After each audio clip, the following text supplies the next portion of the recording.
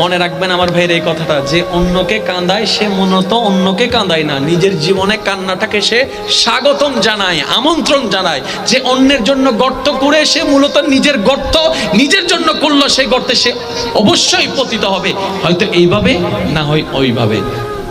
যে অন্যের ভালো চায় মূলত সে নিজের ভালো চায়। বলেন সুবহানাল্লাহ।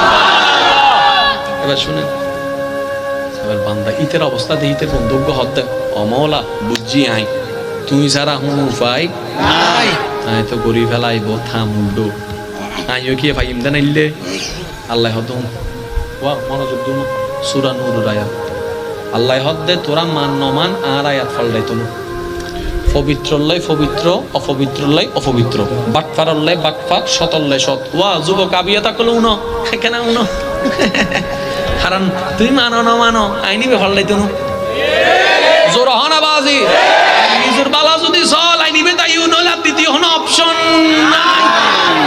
ঠিক আছে না? কারণ আল্লাহর আইন কখনো পাল্টাবে না।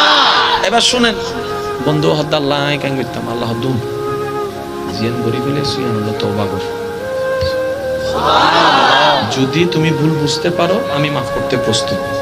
একটা শর্ত আছে, তুমি এই ভুল নতুন করে করতে পারবা না, তুমি তোমার জীবনকে আমার উপর ছেড়ে দিতে হবে।